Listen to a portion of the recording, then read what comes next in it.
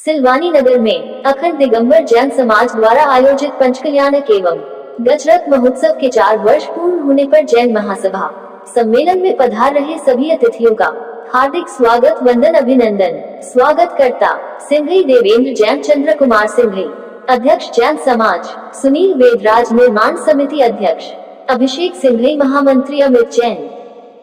सिलवानी नगर में अखंड दिगंबर जैन समाज द्वारा आयोजित पंचकल्याणक एवं गजरथ महोत्सव के 4 वर्ष पूर्ण होने पर जैन महासभा सम्मेलन में पधार रहे सभी अतिथियों का हार्दिक स्वागत वंदन अभिनंदन। स्वागतकर्ता संजीव जे के, चंचल जैन, अमित भाई जी, नीजेश भाई जी, रितेश जैन, छोटू। सिलवानी नगर में अखंड दिगंबर जैन समाज द्वारा आयोजित पंचकल्याणक एवं गजरथ महोत्सव के 4 वर्ष पूर्ण होने पर जैन महासभा सम्मेलन में पधार रहे सभी अतिथियों का हार्दिक स्वागत वंदन अभिनंदन। स्वागतकर्ता सुनील जैन, श्रीमती कमलेश जैन, अध्यक्ष महिला मंडल, हैप्पी जैन, ओके जैन, मस्ताना।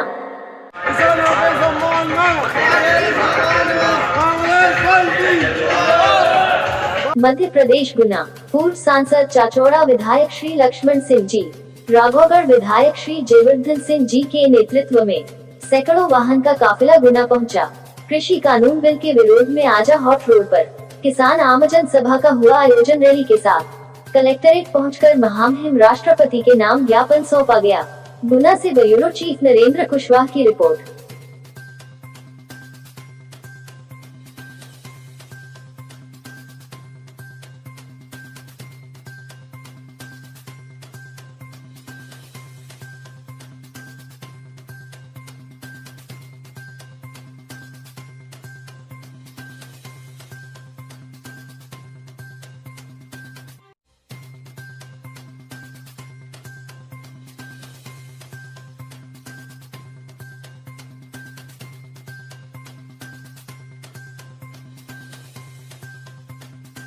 बड़ा उत्पादक कौन है? मोदी जी के गुजरात के उनके मित्र उद्योगपति गौतम अडानी।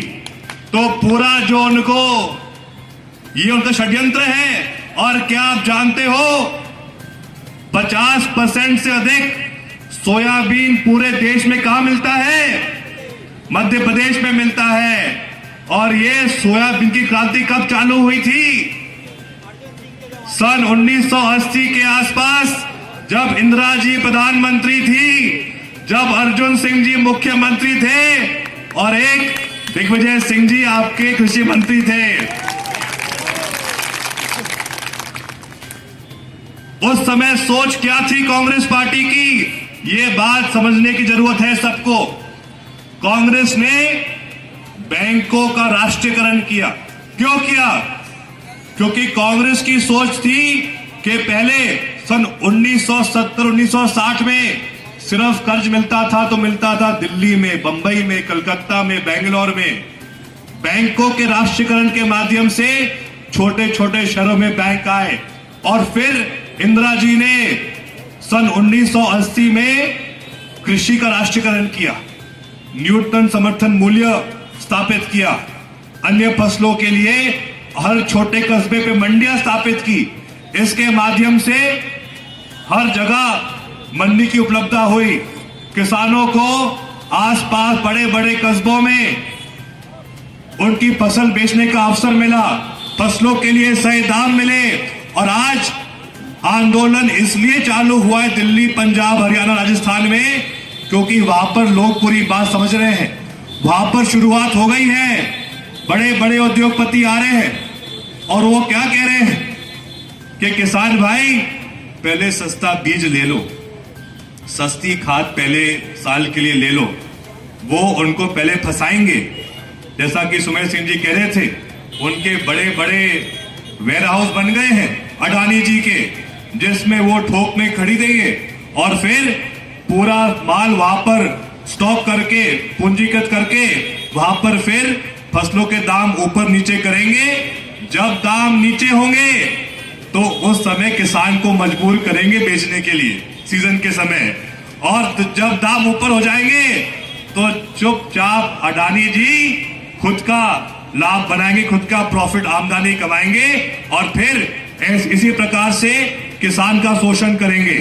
आप सबसे मैं अर्ज करना चाहता हूं, कांग्रेस पार्टी इस बार कह रही है कि आने वाले समय में अगर सरकार हमारी वापस बनेगी केंद्र में और प्रदेश में, तो हम अनिवार्य करेंगे, कानून बनाएंगे कि न्यूनतम समर्थन मूल्य पर ही किसानों से खरीदी की जाएगी। मोदी जी के उद्योगपति मित्र ये चाहते हैं कि आपका शोषण हो, कम दाम पे आपके द्वारा खरीदी हो, और इसके साथ में आप याद रखना, जो छोटे छोटे कस्बे के व्यापारी हैं वो भी परेशान हो रहे हैं। इसमें पूरी बात आपको समझनी होगी। कुछ दिन पहले आरोन के व्यापारी मेरे पास आए, उन्होंने कहा कि साहब जो हमारा बैंक जिसमें हम खरीदी और करते हैं, पैसा जमा करते हैं, उस बैंक ने हमारी हमारी जो लिमिट है पैसा रखने की और एक दिन में आय व्यय करने की, वो पहले तो उसमें कोई सीमा नहीं थी, लेकिन अब उन्होंने कह दिया है कि सिर्फ 90 लाख तक आप एक दिन में आय व्यय कर सकते हो। इसका मतलब आप समझिए, उन्होंने मुझे कहा कि हम तो एक दिन में अकेले 5-6 करोड़ की खरीदी करते किसानों के माध्यम से। एक दिन में 5 से 6 करोड़ रुपए हम किसानों को देते हैं। अगर 90 लाख ही हम दे पाएंगे तो फिर मंडियां खत्म हो जाएंगी, व्यापारी खत्म हो जाएंगे। ये है पूरा खेल। मोदी जी चाहते हैं कि बाहर से बड़े बड़े उद्योगपति आए और जो छोटे व्यापारी हैं उनको पहले खत्म करो, मंडी को खत्म करो। अब वैसे भी नकदी पैसा खत्म कर ही दिया, अब सीधा बैंक की डिटेल लो और कोई भी उद्योगपति बाहर से आएगा और आपके पैसे आपको कहेगा कि चिंता मत करो, आपका पूरा माल मैं इस दाम में ले लूंगा, आप तो ये चेक रख लो। और आप तो जानते हैं कि शुरुआत हो गई है। एक खबर आई थी कुछ दिन पहले जिसमें लगभग 20 किसान जिन्होंने एक बाहर के व्यापारी उद्योगपति पर विश्वास किया था, उन्होंने जो बाहर का व्यापारी था उन्होंने उनको चेक साइन करके दे दिए। उन्होंने कहा कि जो मार्केट रेट है उससे 100 रुपए ज्यादा हम आपको दे रहे हैं, आप फसल बेच दीजिए। तो उन्होंने विश्वास कर दिया और फसल बेच दी। लेकिन जब वो बैंक में गए एक हफ्ते बाद, तो बैंक वाले ने कहा साहब ये तो कलातीत खाता है, डूबत खाता है, इस पे तो पैसे नहीं है, तो हम आपको पेमेंट नहीं कर पाएंगे। तो ये शुरुआत हो चुकी है। ऐसे उदाहरण गुना में हो चुके हैं, ऐसे उदाहरण ग्वालियर में आ चुके हैं, ऐसे उदाहरण इंदौर में आ चुके हैं, उज्जैन में आ चुके हैं। हर जगह ऐसे मामले सामने आ रहे हैं जहां पर किसान को ठगा गया है, पीड़ित किया गया है, शोषित किया गया है। आप सबसे मैं आज करना चाहता हूं कि आज तो इस आंदोलन की शुरुआत है, अभी तो आगे हमको और बहुत संघर्ष करना है। और आप सब आज याद रखना, आज ये कार्यक्रम किसी के स्वार्थ के लिए नहीं हो रहा है, किसी के स्वार्थ के लिए नहीं हो रहा है। ये कार्यक्रम अगर हो रहा है तो हर एक किसान के स्वार्थ के लिए हो रहा है, आपके फायदे के लिए हो रहा है, देश के अन्नदाता के लिए हो रहा है। और मैं आपको वादा करता हूं कि आने वाले समय में आपकी जो पुकार होगी, हम उस पुकार को बुलंद करेंगे। चाहे वो पुकार बुलंद करनी होगी गुना जिले में, चाहे भोपाल की विधानसभा में, या फिर दिल्ली के संसद में भी। विष्णु भाई साहब ने बहुत सही बात कही थी कि अब सिर्फ प्योर कांग्रेसी बाकी है।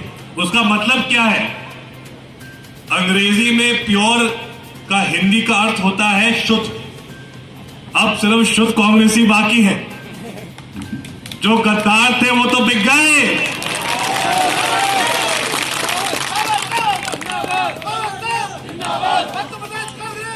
याद रखना, उपचुनाव लड़ा जाता है प्रशासन के बल पे, लेकिन जब आम चुनाव आओगे तब किस अधिकारी के पास भागोगे?